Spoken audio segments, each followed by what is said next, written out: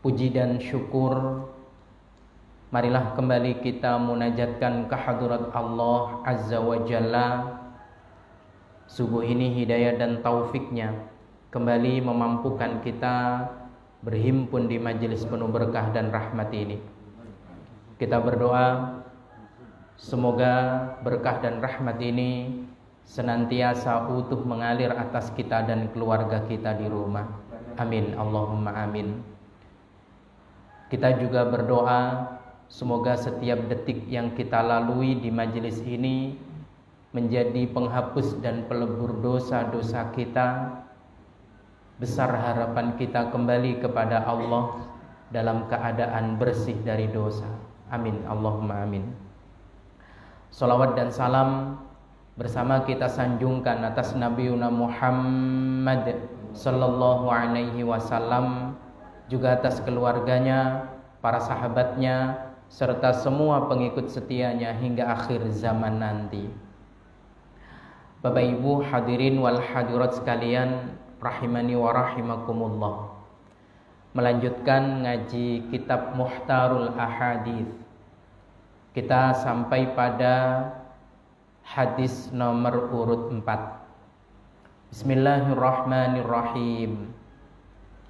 Ani bin Abbasin radhiyallahu anhu, diceritakan dari sahabat Ibnu Abbas, semoga Allah meridhoinya, amin.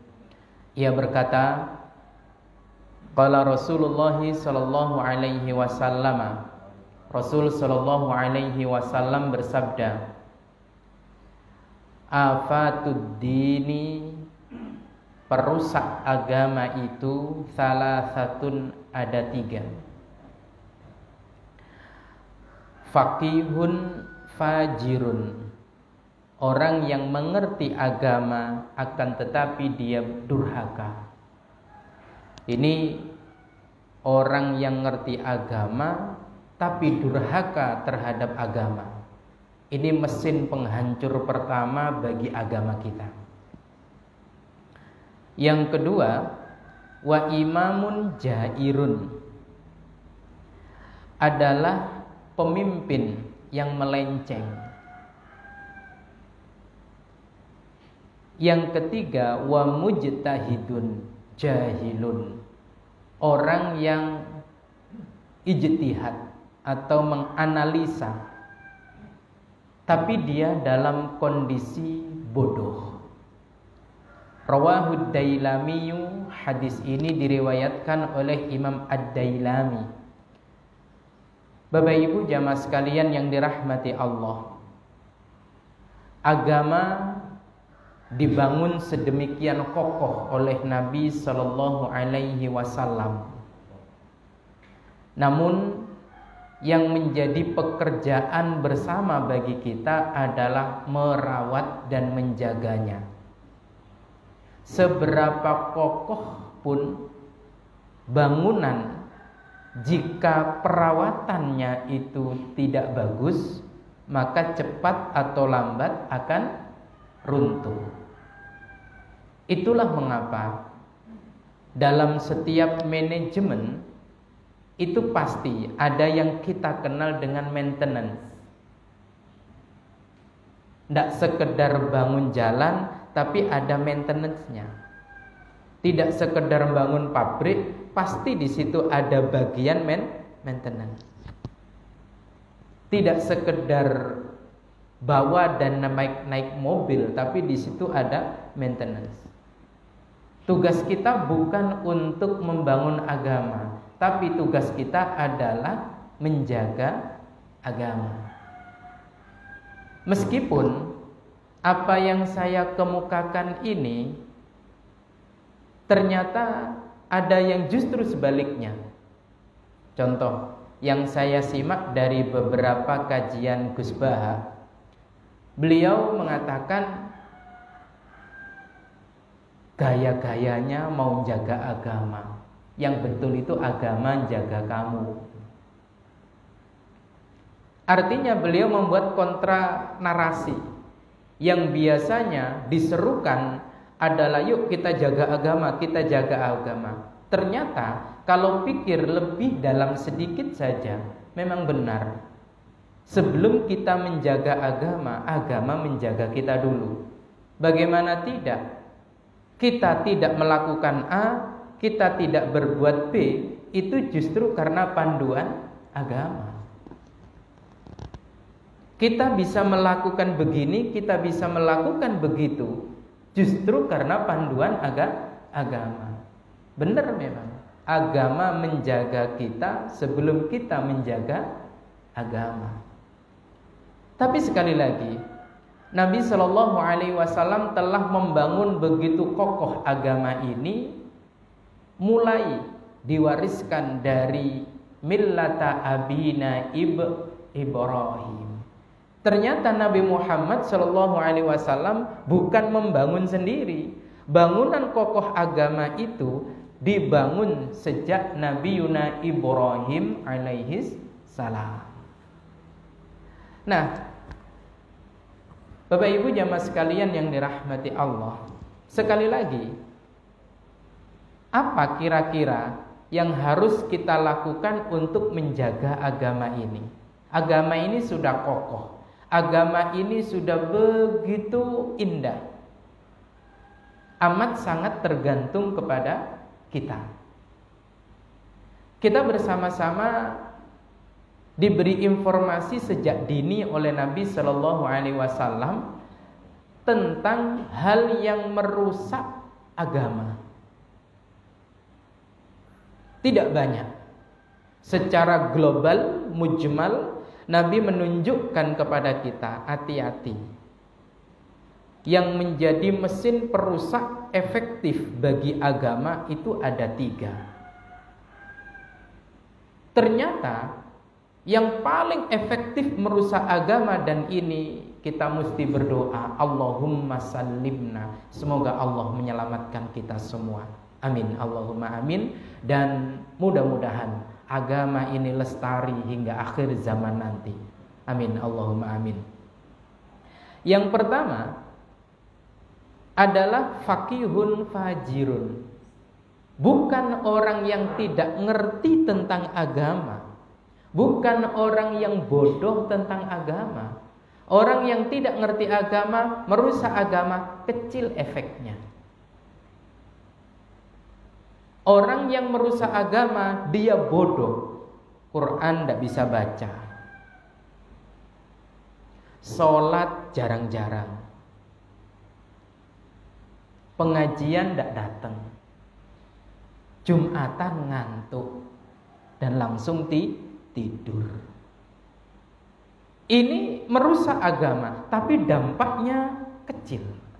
Yang signifikan justru orang yang ngerti terhadap agama itu. Baca Qur'annya bagus, ngaji selalu ikut, bahkan memberikan kajian. Tapi dia itu fajirun, justru melenceng dari tujuan apa yang dikehendaki oleh Allah Subhanahu wa ta'ala. Mestinya agama itu untuk membangun, tapi justru untuk merusak. Agama itu mestinya untuk mendamaikan, tapi justru agama itu dijadikan alat pemecah belah.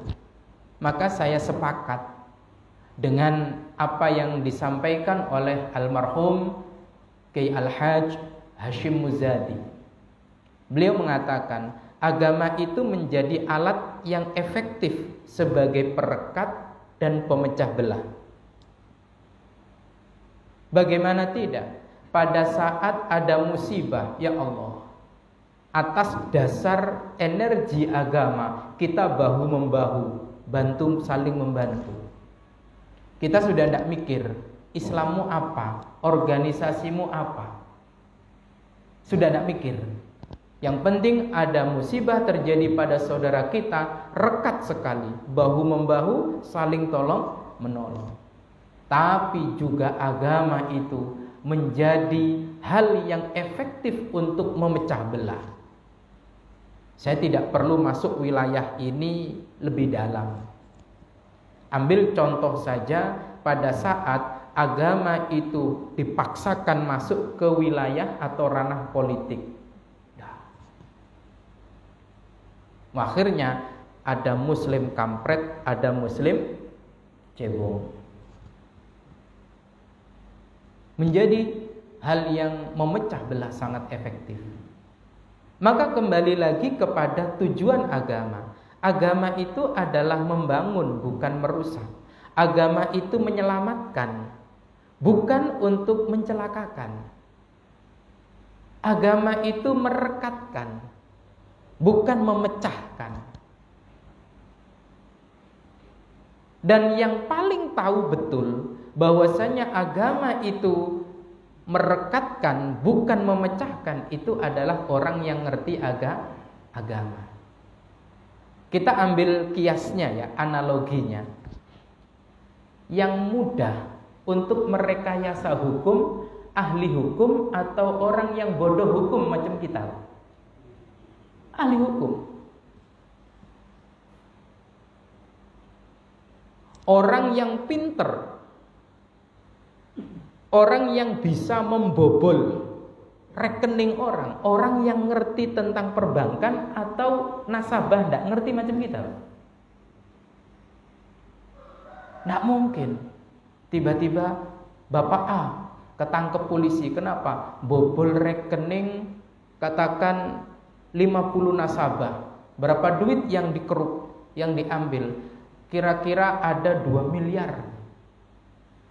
Bapak itu lulusan SD. Masa lulusan SD bobol bank, Pak? Tidak mungkin. Ini contoh yang sederhana. Kiasnya seperti itu. Maka yang merusak agama ya orang yang ngerti agama. Sekali lagi Allahumma sallimna. Dalam hal ini dulu saya waktu ngaji, yang dicontohkan langsung itu kalau di masa Nabi SAW adalah macam Musailimah atau Musailamah Al-Kadzdzab. Musailamah itu bukan orang yang tidak ngerti agama. Ngerti banget, Pak. Bahkan salah satu guru saya menceritakan Musailamah itu kecerdasannya di atas rata-rata sahabat pada saat itu. Sehingga wahyu yang turun kepada Nabi SAW, lalu dia mendengar, sekali mendengar langsung hafal. Itu Musailamah. Sekali dengar hafal. Dibacakan, ya ayyuhalladzina amanu idza nudiya lis-sholati min yaumil jum'ati fas'au ila dzikrillahi wa darul bai'. Langsung hafal. Hadis-hadis yang dikemukakan oleh lisan mulia Nabi SAW, mungkin andaikan dia Musailamah itu bukanlah orang yang mengikrarkan diri sebagai nabi, nabi palsu maksud saya sekarang. Dia itu kelasnya sudah Masya Allah, sekali dengar hafal kok. Boleh jadi melampaui sahabat Abu Hurairah radhiyallahu anhu sebagai perawi hadis. Ngerti agama, tapi kemudian dia mentasbihkan diri sebagai nabi, ya, yang kudu, menurut dia ini tentunya, yang kudu berkompetisi dengan Nabi Muhammad SAW, bahkan menjadi rival Nabi SAW. Akhirnya banyak orang-orang yang murtad karena mengikuti pola pikir dan juga apa yang ditetapkan oleh Musailamah. Maka kalau kiai dulu itu ambil contohnya itu yang jelas, Bang. Karena mohon maaf, kata Kiai Haji Al-Mukarram, Kiai Haji Fakhrur Razi, Pondok An-Nur Malang, Itu saya nyimak kajian kitab ini juga, kitab Muhtarul Ahadits. Beliau mengatakan hadis ini kalau dipegang oleh orang-orang yang satu, masuk ke wilayah politik, dua, masuk ke wilayah politik pas jadi oposisi, Masya Allah, maka banyak kemudian yang dituduh, itu ulama yang durhaka, itu ulama yang durhaka, ini orang yang ngerti durhaka. Maka kalau kiai saya dulu mengatakan, ambil contoh yang jelas saja. Musailamah al-Kadzdzab itu nyata. Tapi kalau sekarang ini cenderung tendensius. Boleh jadi karena tidak setuju dengan saya, maka kemudian disebut Bukhari itu orang yang ngerti agama tapi durhaka terhadap agama. Kenapa? Begini, begitu dan sebagainya. Lebih-lebih ketika kiai menjelaskan tentang ciri-cirinya. Ciri-ciri orang yang ngerti agama lalu durhaka terhadap agama itu ada 3. Pertama, hubbul mal. Dia itu seneng harta. Nah, sekali lagi, jangan arahkan pikiran kita kepada guru-guru kita, orang-orang yang ngerti agama saat ini, jangan. Karena nanti menjadi abu-abu, menjadi tidak jelas. Kalau Musailamah al-Kadzdzab jelas salah, Nabi Muhammad jelas benar, maka kita membela Nabi Muhammad SAW. Nah, kalau sekarang siapa yang mesti benar? Siapa yang pasti salah? Makanya bahasa seorang alim, beliau mengatakan jihad di masa Nabi SAW itu percaya diri banget, berani mati banget. Kenapa? Yang dibela jelas benar siapa? Nabi Muhammad SAW. Yang diperangi jelas-jelas kafir. Nah, sekarang kita bicara konteks Indonesia. Apa ya yang dibela mesti benar? Dia tidak punya sisi al-maqsum. Tidak punya sisi yang terjaga dan terpelihara seperti Nabi SAW. Nah, musuhnya kalau perang juga belum tentu kafir. Kalau dulu jelas-jelas kafir, yang dibela jelas-jelas Nabi Muhammad SAW yang nyata benar. Nah, sekarang abu-abu semuanya. Yang dibela belum tentu benar, yang diperangi pun belum tentu salah. Maka saya ingin tegaskan, hadis ini jangan dijadikan amunisi untuk tembak sana tembak sini orang-orang yang kita tidak setuju. Sudahlah, menjadi pelajaran bagi kita, mudah-mudahan saat kita diberi pemahaman tentang agama, mudah-mudahan kita tidak kepleset menjadi orang yang durhaka terhadap agama. Allahumma amin. Pertama, ciri-cirinya adalah hubbul mal. Dia itu rakus terhadap harta. Yang kedua adalah hubbul jah. Bukan hanya gila harta, tapi gila pangkat. Lah ini tambahin. Kata Yai Fakhrul Razi, ini kalau dipegang hadis ini oleh oposisi, nembaknya kepada wapres ini. Maka sudah cukup menjadi renungan bagi kita. Lalu terus bagaimana sosialisasi hadis ini? Ya, hadis ini adalah menjadi pendamping bagi kita yang fokus untuk mempelajari agama agar supaya tidak durhaka terhadap agama. Beragama hanya untuk ngumpulin harta, beragama hanya untuk mencapai kedudukan dan kekuasaan. Tidak seperti itu. Tapi ternyata kembali lagi pada pencerahan yang diberikan oleh Gus Baha. Loh, hadis ini beliau katakan tidak dalam rangka melarang orang yang ngerti agama untuk menduduki satu jabatan. Enggak. Hadis ini bukan dalam rangka mencegah dan melarang orang yang ngerti agama menguasai harta. Tidak. Justru orang yang ngerti agama, dia lurus menguasai harta, harta ini akan jauh lebih bermanfaat dan selamat. Justru jabatan di tangan orang yang ngerti agama, dia lurus dalam beragama, jabatan itu akan besar membawa maslahat bagi umat.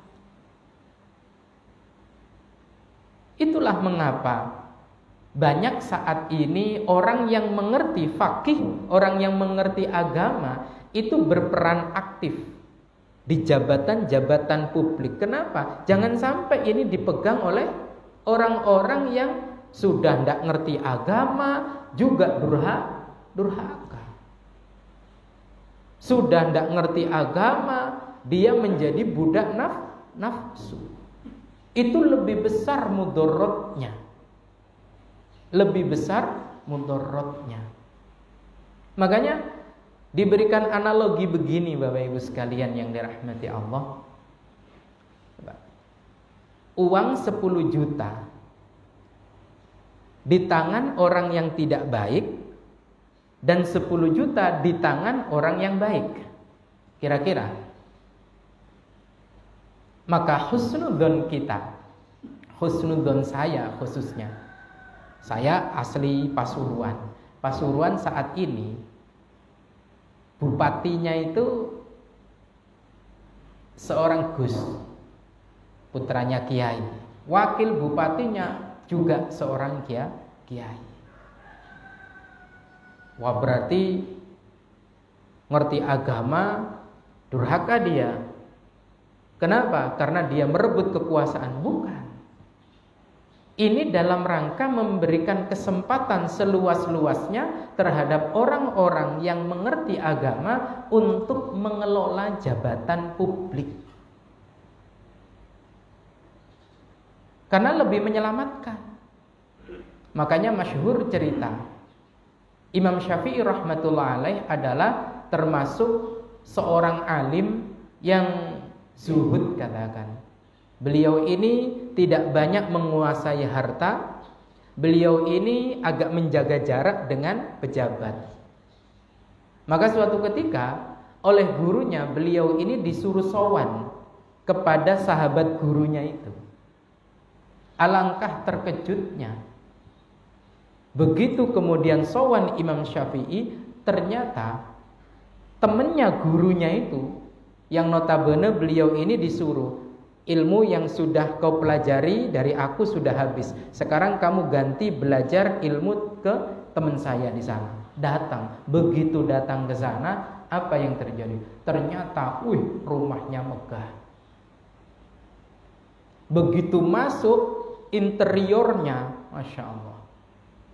Dan beliau pas ngitung dinar yang berserakan seruang tamu.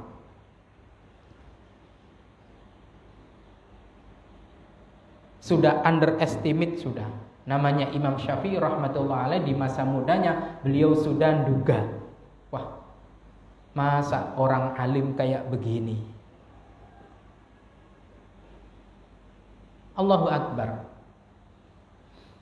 Melihat sikap dan gelagat Imam Syafi'i seperti ini, sang bakal atau calon guru ini langsung berkata, kira-kira kalau harta kekayaan ini di tangan Fir'aun dan di tangan saya, kamu lebih suka mana? Ternyata Imam Syafi'i tidak punya jawaban kecuali lebih pantas dan lebih baik di tangan Anda. Kenapa?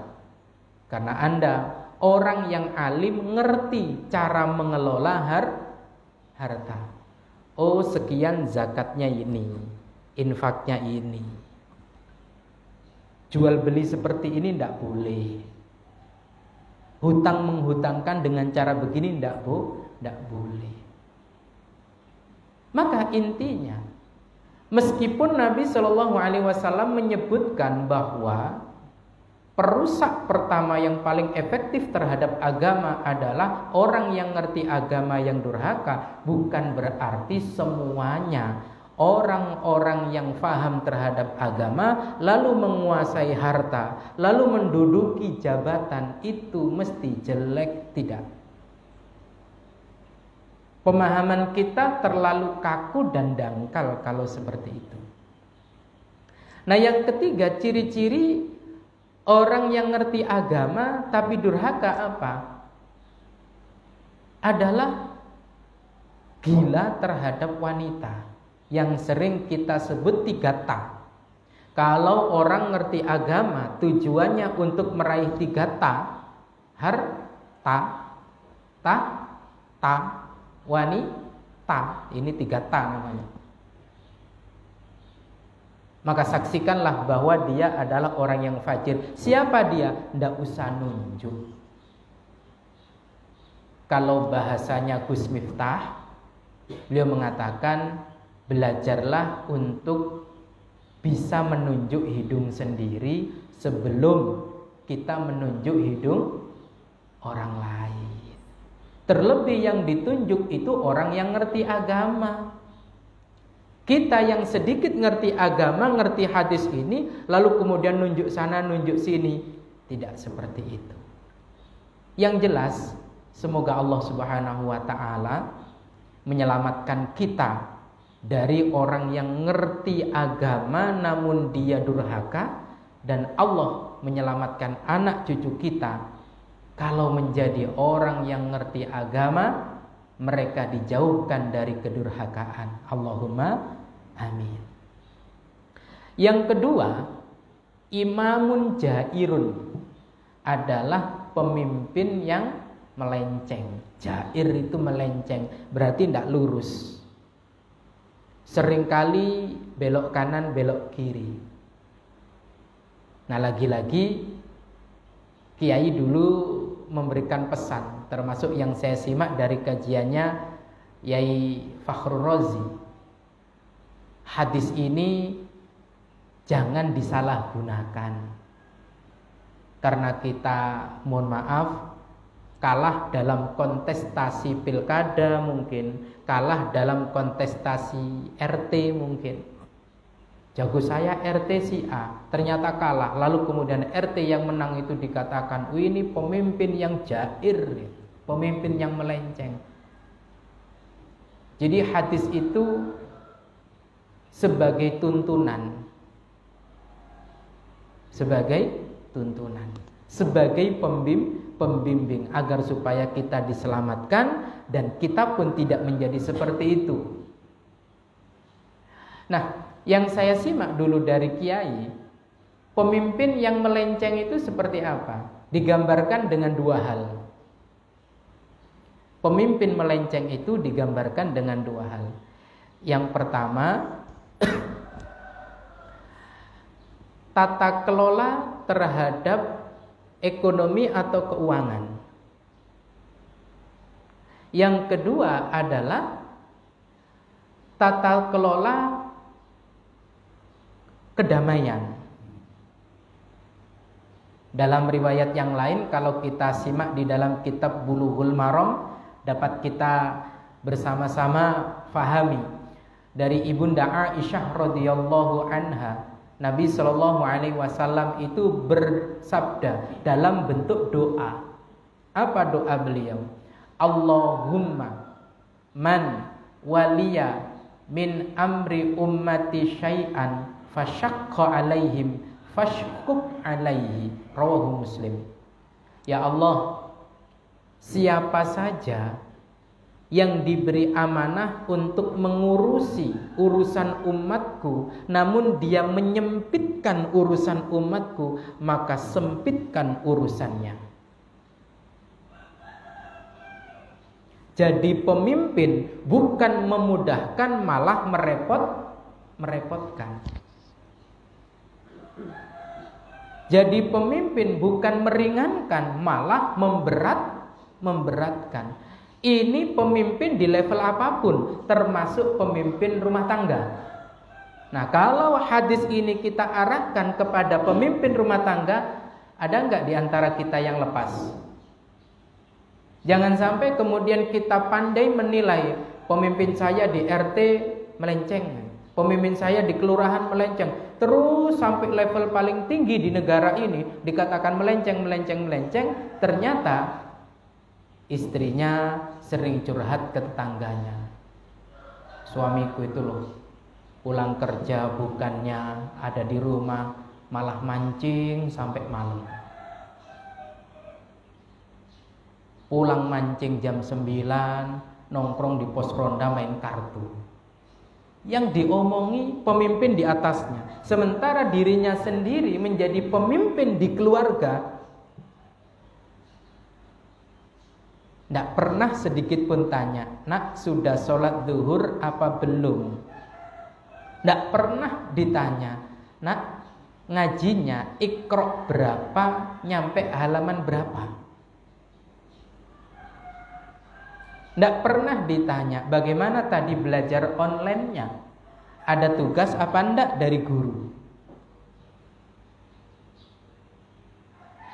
Mohon maaf, ayo kita tanya, Bapak ada yang tahu anak yang usia 5 tahun atau 6 tahun ngajinya nyampe Iqra berapa dan halaman berapa?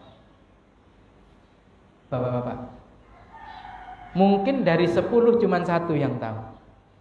Saya pernah ada pengalaman silaturahim ke teman saya, bukan ustadz sih, kenalan ya. Pas saya ngobrol kira-kira 15 menit, anaknya pulang dari ngaji. Ngaji di mana? Di masjid sini. Lalu masuk, salim sama ustadz, salim sama saya, masuk. Saya tanya, nyampe Iqra berapa anaknya Pak? Kata teman saya itu, Bu, anaknya sampai Iqra berapa? Nggak usah tertawa Pak, karena itu menunjukkan sampean ngaku berarti.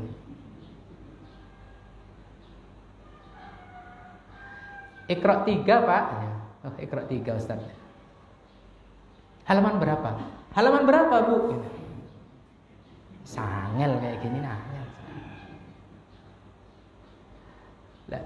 Bagaimana mungkin dia mau ngeritik pemimpin di level atasnya, sementara dirinya sendiri mimpin rumah saja nggak bener.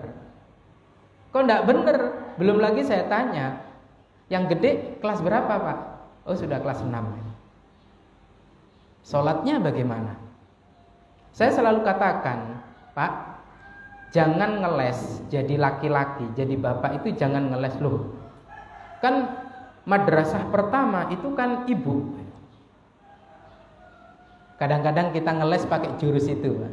Kenapa? Karena memang guru-guru kita menyampaikan madrasah pertama bagi anak memang adalah ibu.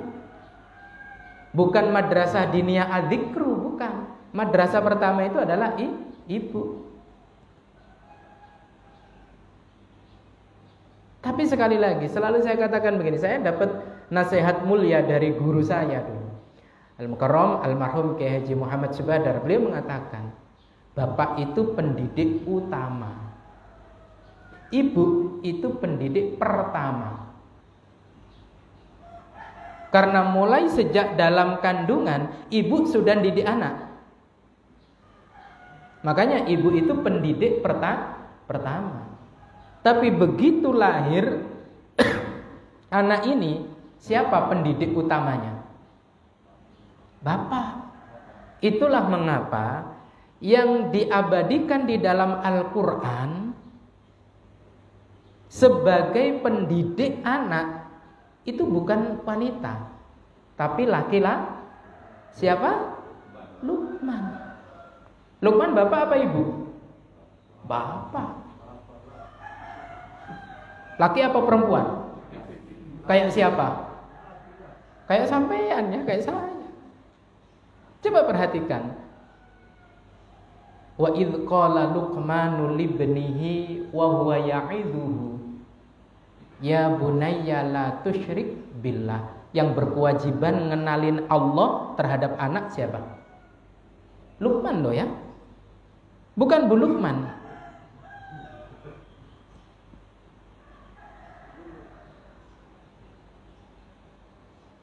Bu Lukman ketika di dalam rahim lahir 2 tahun selesai. Wong sekarang sudah ada penelitian kok. Anak usia di atas 2 tahun yang lebih dekat dengan bapaknya rata-rata lebih cerdas dibandingkan anak usianya di atas 22 tahun ya, di atas 2 tahun namun masih ngintil kepada ibunya. Makanya anak itu kalau sudah selesai disapi, disusui, mestinya lebih akrab dengan bapak. Itu ternyata dalam penelitian lebih cerdas anaknya. Kalau seumpama level kesempurnaan cerdas itu 10, anak yang lebih dekat dengan bapak setelah 2 tahun itu mungkin 8. Sementara yang lebih dekat dengan ibu padahal sudah lewat dari 2 tahun usianya itu 6.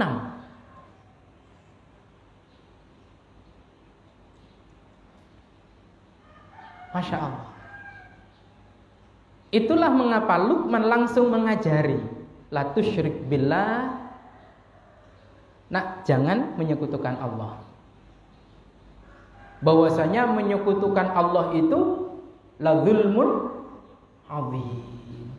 Yang berkewajiban anak itu mengenalkan anak terhadap Allah ya kita, Pak, sebagai kaum laki-laki, pemimpin di rumah. Langsung di bawahnya, ya bunayya aqimis sholata. Wahai anakku, kata Luqman, dirikanlah sholat. Loh Pak, di Quran di surat Maryam itu ada kok seorang ibu yang mengajarkan sholat kepada anaknya. Wa awsoni bis sholati waz zakati ma dumtu hayya. Siapa yang berkata begitu? Nabi Isa. Nabi Isa itu berkata, ibuku itu berwasiat kepadaku agar aku mendirikan sholat dan membayar zakat selagi aku hidup. Pertanyaannya, Nabi Isa ada bapak apa enggak? Tidak ada. Lah terus, kalau pendidikan agama di rumah kita untuk anak-anak kita serahkan istri, kita serahkan ibu, bapaknya kemana?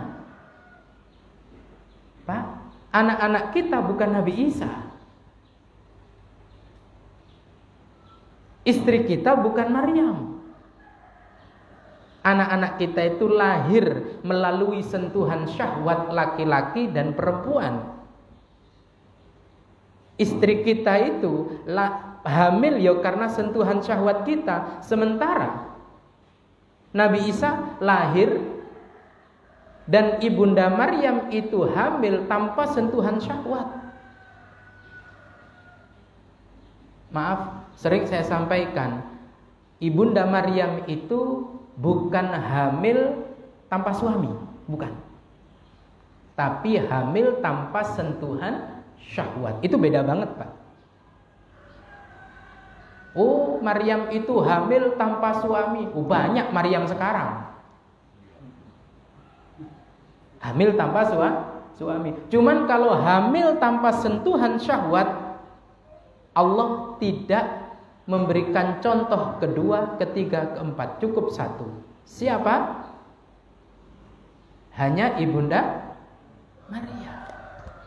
Maka kembali lagi, peran pemimpin bagi laki-laki itu ternyata dimulai dari rumah. Kan ada yang menyebutkan keluarga itu, Pak, miniatur negara. Keluarga itu miniatur negara. Maka kembali lagi ke materi kita. Ayolah, sebelum kita itu membidik pemimpin level di atas kita, yuk kita bidik diri sendiri. Apakah kita sudah benar memimpin keluarga kita?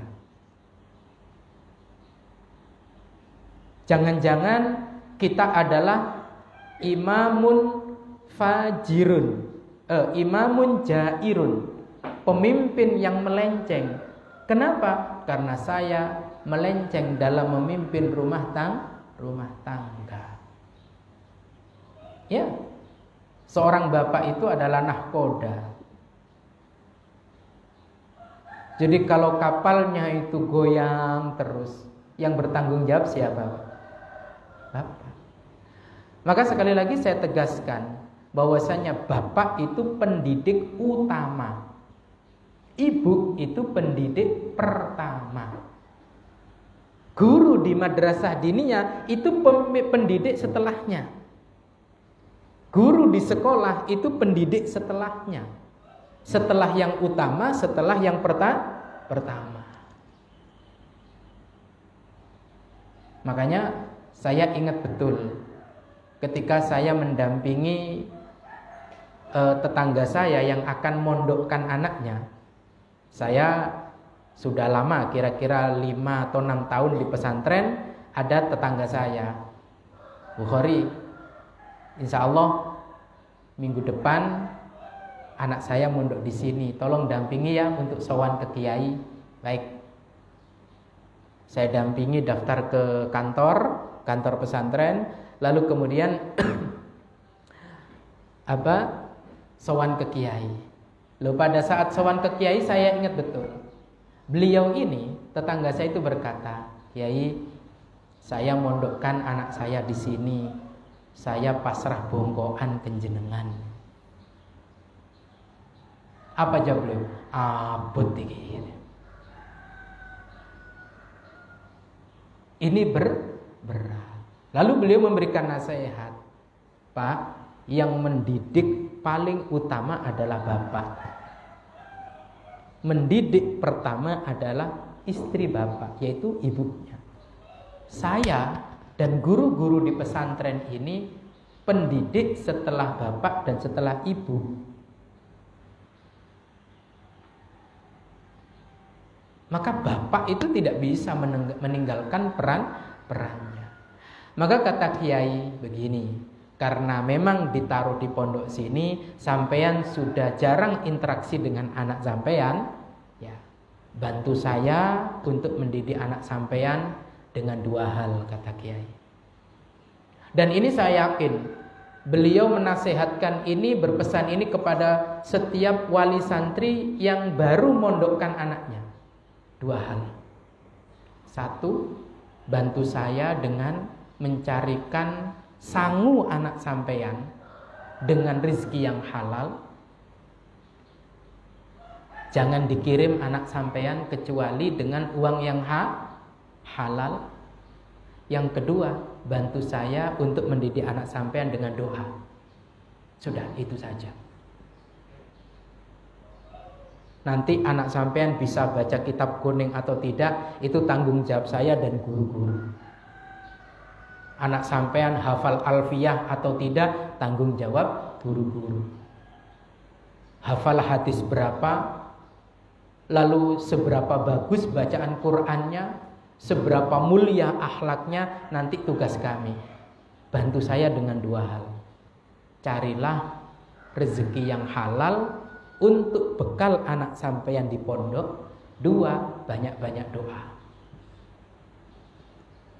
Itu yang selalu beliau pesankan kepada setiap wali santri yang baru mondokkan anaknya.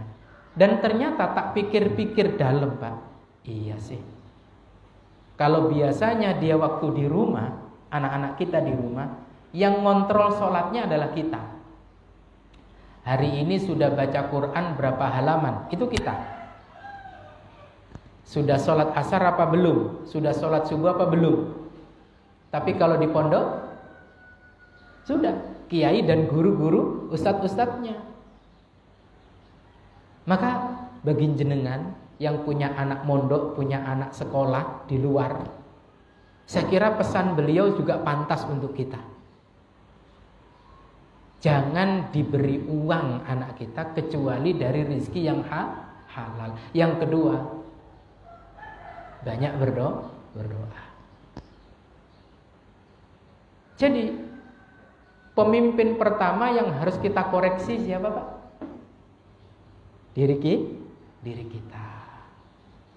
Yang ketiga adalah wa mujtahidun jahilun. Bodoh tapi berijtihad. Menganalisa. Akhirnya pakai kira-kira. Jangan sampai seperti kisah yang begitu rame ya. Ini kisah Hasanah pesantren, Hasanah kaum sarungan. Itu ada cerita, ada orang yang sebetulnya kualitas keilmuannya itu tidak terlalu banyak, tapi terlanjur dipanggil kiai. Akhirnya ada beberapa orang yang mondokkan anaknya, nitipkan anaknya, Pak Kiai ini. Ilmunya tidak seberapa tapi terlanjur dipanggil kiai. Terlanjur mendapatkan gelar atau label kiai. Akhirnya ada orang memondokkan anaknya ke situ. Benar saja, mau ngajar kitab, nyari guru. Ayo tak bayar ngajar kitab. Ngajar tafsir nyari guru. Akhirnya nyari guru. Karena beliau tidak punya kapabilitas, tidak punya kualitas untuk ngajar tentang agama. Akhirnya mencari orang-orang yang ngerti agama. Beliau memang mapan di dunia usaha. Akhirnya santrinya itu ingin dijadikan santri yang menjadi pengusaha seperti beliau. Akhirnya dilatih. Ini dilatih beternak, ini dilatih untuk cocok tanam, ini dilatih berdagang dan seterusnya. Tapi tetap beliau mengambil peran untuk memberikan nasihat, memberikan ngaji kepada murid-muridnya, kepada santri-santrinya. Nah, suatu ketika Pak Kiai ini menjelaskan satu ayat.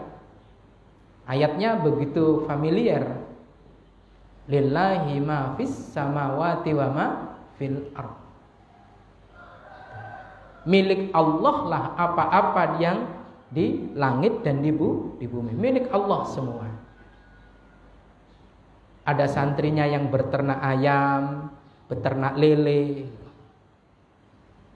Suatu ketika ceritanya ada sedikit kegaduhan terjadi pada santrinya. Ada apa? Ternyata santrinya itu ada yang kehilangan ayam. Ayam saya yang jago nggak ada. Apa udah pulang? Udah pulang, masuk kemarin ke kandangnya. Yang beternak lele juga begitu. Berkurang kayaknya ini, sudah waktunya panen. Kiainya bilang, bukan punyamu, tapi punya Allah. Kemarin kan tak ajarkan ayatnya, lillahi ma fis samawati wa ma fil ardh. Setelah diintip dan diselidiki, oh ternyata yang motong ayam saya Pak Kiai. Yang ngambil ikan saya Pak Kiai. Kiainya juga begitu jawabnya, bukan punyamu, lillahi ma fis samawati wa ma fil ardh. Punya Allah. Suatu ketika di hari-hari berikutnya kiainya yang heboh. Ada apa Pak Kiai? Kambing saya hilang. Terus, lah yang tadi malam itu Pak Kiai, loh yang di sate itu, iya sudah kita makan bareng-bareng. Kamu ini bagaimana? Kambing saya disembelih, tidak bilang-bilang sama saya. Kata Pak Kiai kan lillahi ma fis samawati wa ma fil ardh. Pak Kiainya bengong. Punya Allah ya punya Allah. Tapi kalau kambing kegedean tahu gitu. Masa ayam lele dibalas kambing kegedean tahu gitu. Ini kecelakaan ya. Kecelakaan. Mujtahid yang jahil. Ya untung bukan mujtahid. Tapi setidaknya memahami ayat-ayat Al-Quran itu dibutuhkan disiplin keilmuan memang. Makanya kata Gus Baha, sekali lagi Gus Baha, sekarang yang lagi enak memang kalau menjelaskan tafsir ya Gus Baha memang. Meskipun masih banyak ya kiai-kiai dan guru-guru kita yang lain, tapi untuk menerjemahkan dan menjabarkan tafsir itu yang paling enak dan mudah dipaham itu memang beliau. Ini di dunia maya ya. Kalaupun kita mondok ke pondok ini kita temukan seperti beliau. Karena Allah Subhanahu wa taala itu, Pak, menjadikan ulama itu kadang-kadang ma'rufun maklumun ya, ma'rufun fid dunya, ma'rufun fis sama. Ada ulama itu populer di bumi, populer di langit. Artinya populer di bumi viral. Artinya populer di langit itu malaikat mengenalnya. Ada loh ulama yang majhulun fid dunya, ma'rufun fis sama. Ada ulama di bumi itu tidak terkenal. Yang menyampaikan kiai ini, siapa sih dia? Ustadz ini, siapa sih dia? Tapi ma'rufun fis sama. Para malaikat mengenalnya. Meskipun orang tidak banyak mengenalnya. Ada begitu. Sehingga kita bersama-sama jangan menutup diri kalau ada guru kita yang tidak terkenal namun kualitas keilmuannya mendalam. Terkenal boleh menjadi panduan, tapi jangan menjadi satu-satunya panduan. Jangan sampai terjadi kecelakaan penafsiran Al-Quran gara-gara yang menafsirkan Al-Quran itu tidak punya kualitas. Itu yang tadi saya contohkan. Lillahi ma fis samawati diaplikasikan dalam kehidupan sehari-hari. Begitu kepotokan, ketabrak dia, akhirnya kegedean itu tadi. Masya Allah. Jadi ditanya contoh sekarang. Yang lagi banyak pertanyaan saya belum menemukan jawaban itu begini. Di tengah masyarakat yang sekarang itu pandemi ya satu. Yang kedua, dunia maya termasuk peronlinean begitu masif. Akhirnya ada yang bertanya, Ustadz, bagaimana hukumnya kalau ijab kabul pernikahan itu melalui conference? Ya, saya belum punya jawaban. Saya diskusi, tanya sama kiai, belum nemu waktu yang tepat. Kalau lewat telepon sudah banyak pembahasan. Tidak sah kalau lewat telepon.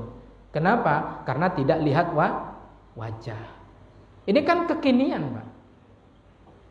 Jangan sampai kemudian kita sok menjadi mujtahid gara-gara hanya masuk akal, lalu kemudian kita begini gitu.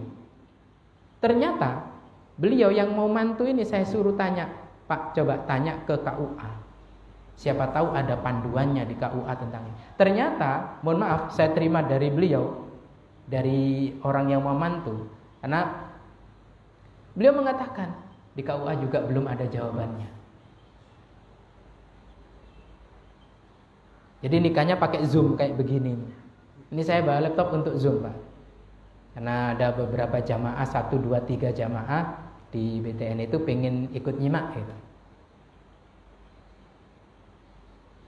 Ini bukan ngaji yang di ngaji ya, tetap ini laptop untuk Zoom. Ini kan dibutuhkan ijtihad yang luar biasa. Termasuk contoh, kalau jual beli dulu tatap muka, lalu kemudian ada barang, ada uang, selesai. Lah sekarang ada jual beli online. Sudah jual beli online, juga kirimnya pakai ojek online atau kurir. Coba kalau kita kaku-kakuan, ini bid'ah, tidak ada di masa Nabi. Game over. Selesai. Karena memang syarat mutlak kalau di fikih ya, jual beli itu kan takobut. Takobut itu ada barang, ada uang.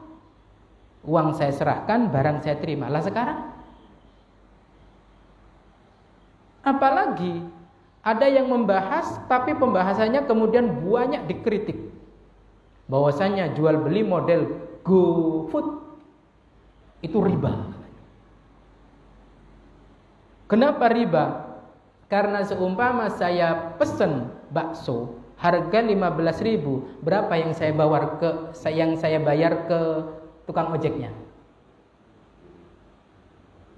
Bisa jadi saya membayarnya 12.000. Pertanyaannya, yang 2.000 ini sebagai bayar hutang karena yang bayari dulu tukang ojeknya, atau upah dari tukang ojek yang telah berjasa bagi kita, bagi saya untuk membelikan bakso? Ada seorang ustadz yang menjelaskan riba. Kenapa? Itu kan utang. Sama dengan prakteknya begini, Pak tukang ojek, saya utang 15.000 belikan bakso. Lalu kemudian saya bayar utang saya dengan 17.000. Lalu kemudian dihukum. Ini riba. Loh, sebentar dulu. Yang 2.000 itu, ya, prakteknya itu jual beli apa utang? Satu. Yang kedua, yang 2.000 itu punjul itu apa kan? Kelebihan, ya. Kelebihan yang 2.000 dari harga bakso yang 15.000 itu ujroh, ongkos dari jasa yang nganterin atau kelebihan. Kalau memang akadnya, transaksinya hutang piutang, yang 2.000 berarti riba. Masalahnya bukan utang piutang, ini jual beli. Jual beli itu ada yang kontan, ada yang tidak kontan. Oh, jadi ulama, kata Gus Baha, ulama itu mumet, enakan yang awam, tinggal nunggu fatwa bagaimana selesai. Yang ulama harus berijtihad, baca referensi kitab ini, baru kemudian mengeluarkan fatwa. Kadang kalau dalam dunia pesantren itu ada forum diskusi keagamaan namanya Bahsul Masail. Satu pertanyaan saja itu kadang 3 jam belum kelar. Padahal yang membahas lebih dari 10 orang. Dengan referensi yang begitu valid. Maka kalau kita bersama-sama begitu gampang, pokoknya yang tidak ada di masa Rasul bid'ah dan itu kita tinggalkan. Yes, jangan ojek online, jangan GoFood. Karena semuanya tidak ada di masa Nabi Shallallahu Alaihi Wasallam. Nah, Bapak Ibu sekalian yang dirahmati Allah, intinya kalau kita bukan ahli di bidang agama, di bidang hukum dan fatwa, jangan sok-sokan berfatwa. Bertanya itu jauh lebih baik supaya tidak ngerusak tatanan agama. Ingat, yang merusak agama ada 3. Pertama adalah orang ngerti agama yang durhaka. Yang kedua, pemimpin yang melenceng. Yang ketiga adalah orang bodoh yang sok-sokan berfatwa setelah katanya berijtihad. Semoga bermanfaat, menjadi tambahan renungan bagi saya dan bagi kita semua, dan berkah Allah Subhanahu wa taala alirkan deras pada kita dan keluarga kita. Amin. Allahumma amin. Wallahu a'lam bissawab. Kita akhiri bersama dengan doa kafarah majelis dan hamdalah. Subhanakallahumma wa bihamdik asyhadu an la ilaha illa anta astaghfiruka wa atubu ilaik. Walhamdulillahirabbil alamin. Wassalamualaikum warahmatullahi wabarakatuh.